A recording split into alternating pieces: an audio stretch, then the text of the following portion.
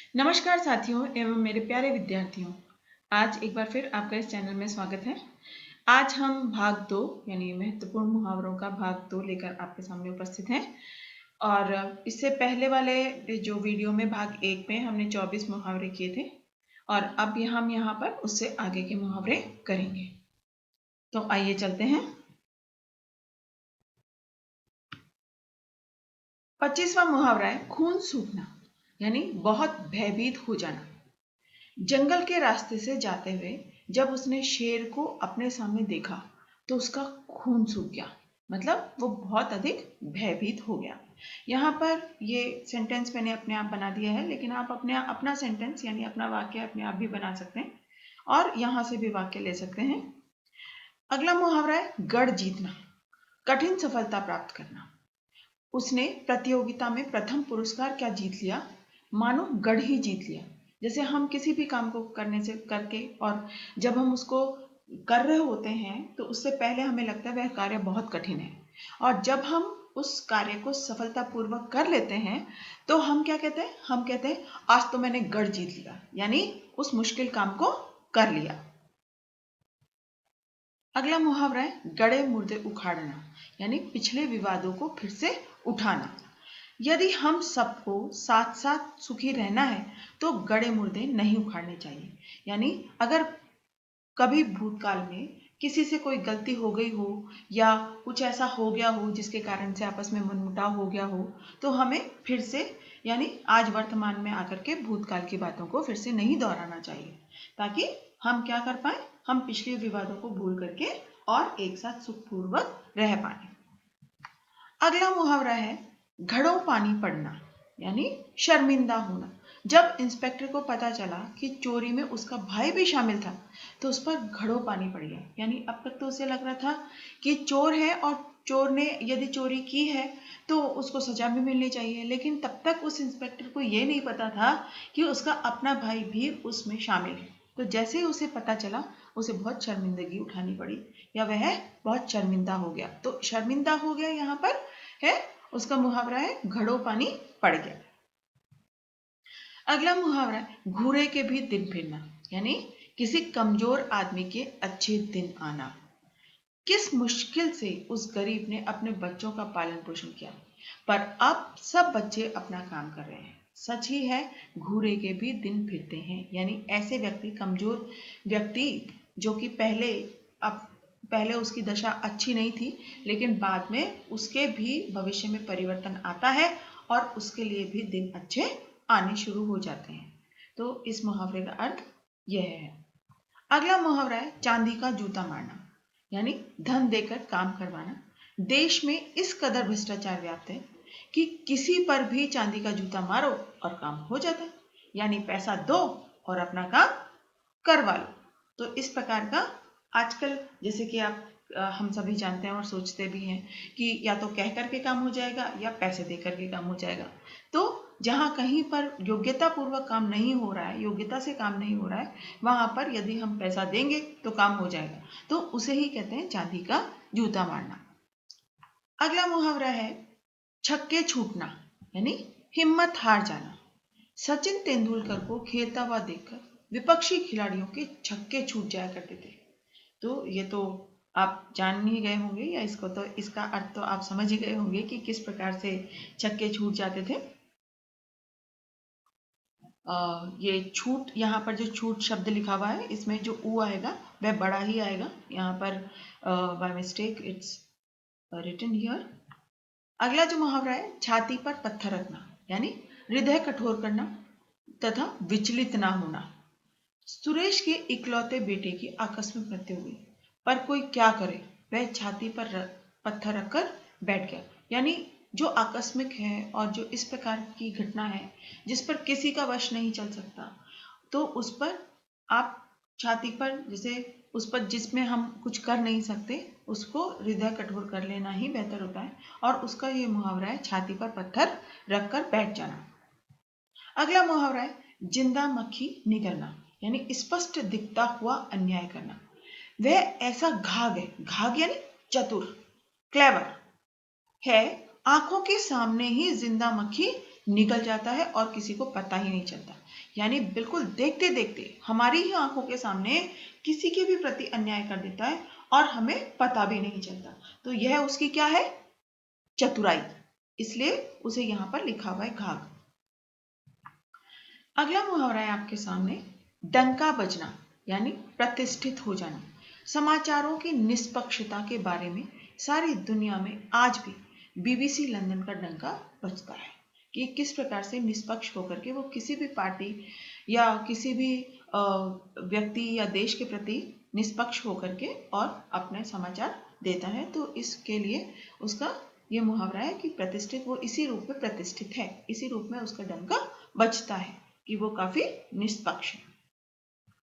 अगला मुहावरा है थूक कर चाटना, यानी अपनी बात से फिर जाना।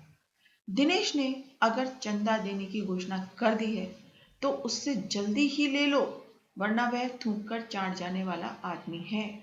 यानी एक बार कह तो देगा कि हाँ मैं चंदा दे दूंगा, लेकिन उसके बाद थोड़े समय के बाद ही वो अपनी बात से मुकर जाएगा। थोड़े समय के बाद ही वह इस बात से इनकार कर देगा कि उसने इस बात को कभी कहा भी था। तो उसे क्या कहते हैं? अपनी बात से फिर जाना, यानी थूक कर चाटना। अगला मुहावरा है 99 का फेर, यानी लोभ में पड़ना। वाक्य है इसका, मैं बहुत अच्छा खेलता था परंतु 99 के फेर में पड़कर अक्सर रन आउट हो जाता था। अगला मुहावरा है 52 तोले पाव रत्ती, यानी बिल्कुल ठीक हिसाब। मैं जब भी इस दुकान पर सामान लेने जाता हूं वह 10 पैसे भी नहीं छोड़ता। वह तो 52 तोले पाव रत्ती का हिसाब रखता है, यानी एक एक पैसे का हिसाब रखता है। यदि मैं उससे अगर 1 रुपया की कोई चीज है, 1 रुपया अगर मैंने उसे दिया है और अगर 95 पैसे यानी 95 पैसे का अगर वो चीज आया है तो 5 पैसे भी वो देना और लेना नहीं छोड़ता। उसको कहते हैं बिल्कुल ठीक हिसाब रखना या 52 तोले पावरत्ती का हिसाब रखना। अगला मुहावरा है भीड़ के छत्ते को छेड़ना, यानी किसी झगड़ालू व्यक्ति को छेड़ना। तुम्हें उसके पास जाना ही नहीं था, उसके पास जाना भीड़ के छत्ते को छेड़ने के बराबर है। यहाँ पर भीड़ के छत्ते को छेड़ना से अभिप्राय क्या है कि अचानक से आप किसी ऐसे व्यक्ति के पास गए हैं जो हमेशा झगड़ा करने में माहिर है, और यदि आपको पता है कि यदि आप उससे कुछ भी कहेंगे, अगर अल्प यानी एक छोटी सी बात भी यदि कहेंगे तो वो अचानक से बिगड़ जाएगा, यानी गुस्सा करने लगेगा। तो ऐसे व्यक्ति के पास जाना या ऐसे व्यक्ति से बातचीत करना ठीक नहीं होता, ऐसा इस मुहावरे का अर्थ है। यानी अर्थ क्या है? किसी झगड़ालू व्यक्ति को छेड़ना, यानी भीड़ के छत्ते को छेड़ना, भीड़ के छत्ते को छेड़ना। अगला मुहावरा है मुहर्रमी सूरत। मुहर्रमी सूरत का, मुहर्रम जैसा कि आप जानते हैं कि वह शोक का संदेश देता है, तो यहाँ पर उसका अर्थ है शोक मनाने वाला चेहरा। तो इसमें वाक्य हमने क्या लिया है? मोहन जब से परीक्षा में असफल हुआ है उसने मुहर्रमी सूरत बना रखी है, यानी परीक्षा में असफलता ही कारण है जो उसका शोक मनाने वाला चेहरा दिखाया गया है। यानी ऐसा लगता है, उसकी शक्ल देख करके ही ऐसा लगता है जैसे वो किसी कार्य में जिसमें वो सफलता प्राप्त करना चाहता था लेकिन वह असफल हो गया है, ऐसा इसके अंदर कहा गया है। अगला जो मुहावरा है वह है रोज कुआं खोदना रोज पानी पीना, अर्थात रोज कमाकर जीवन निर्वाह करना। तो वाक्य है इसका लॉकडाउन, जैसा कि अभी आप देख रहे हैं कि लॉकडाउन का समय चल रहा है और लॉकडाउन में ये भी आपको पता है कि हम सब अपने घरों में बैठे हुए हैं, लेकिन जो मजदूर हैं वो अपने घरों में नहीं है और वो अपने घरों में जाने की चाहत रखते हैं। लेकिन हम सिर्फ इतना जानते हैं कि हम तो अपने घरों में बैठे हुए हैं, लेकिन उन मजदूरों का क्या जो रोज कमाते हैं और रोज खाते हैं। तो इसका अर्थ क्या है कि जो रोज कुआं खोदता है और रोज पानी पीता है। तो लॉकडाउन के समय मजदूरों का क्या होगा? वे तो रोज कुआं खोदते हैं और रोज पानी पीते हैं, यानी जो कमाई है रोज कमाना और रोज खाना। अगला मुहावरा है शेर की सवारी करना, यानी खतरनाक कार्य करना। कोरोना संकट के दौरान लोगों की मदद करना शेर की सवारी करने जैसा है कि आप जाएंगे, हमें पता है कि यदि हम बाहर निकलेंगे तो हमें भी यह हो सकता है या ऐसा कोई वायरस आ सकता है, और जो हम अगर वापस घर आए तो पूरी फैमिली के लिए वो प्रॉब्लम का सबब बन सकता है या उसका समस्या का सबब बन सकता है। लेकिन फिर भी कुछ लोग हम में से ऐसे हैं जो रोजाना बाहर जाते हैं, मजदूरों की मदद करते हैं, लोगों की मदद करते हैं। हमारी पुलिस है, हमारे जो डॉक्टर्स हैं, वो सब इस खतरनाक कार्य को कर रहे हैं। तो उनके लिए है ये खतरनाक कार्य करना, यानी शेर की सवारी करना। समझ पर पत्थर पड़ना, यानी विवेक खो देना। मेरी समझ पर पत्थर पड़ गए थे जो मैंने एक अपराधी को अपने घर में शरण दी। अगला मुहावरा है हाथ के तोते उड़ना। अचानक घबरा जाना, तोते उड़ जाना। हम कई बार ऐसा भी कहते हैं कि अरे उसकी तो शक्ल देखने वाली थी, बिल्कुल तोते उड़े हुए थे। यानी तोते उड़े हुए थे का क्या अर्थ है? अचानक घबराहट हो जाना, घबरा जाना। तो चोरी करते समय पुलिस को सामने देखते ही चोरों के हाथ के तोते उड़ गए, यानी अचानक वो पुलिस को जब सामने देखा तो वो घबरा गए। आगे है हाथ डालना, किसी काम में दखल करना या दखल देना। मैंने कितनी बार तुम्हें समझाया है कि तुम मेरे काम में हाथ मत डाला करो, यानी काम में जो भी काम मैं कर रहा हूं उसमें हाथ मत डाला करो, यानी हस्तक्षेप मत किया करो या दखल मत दिया करो। अगला मुहावरा है बल्लियां उछलना, यानी बहुत खुश हो जाना। जैसे ही मैंने मेरी पसंद का खाना देखा, मन में बल्लियां उछलने लगी, यानी अचानक मन में मैं बहुत खुश हुआ या मन में बहुत खुशी हुई कि वाह, आज तो मेरी पसंद का खाना है। अगला मुहावरा है गागर में सागर।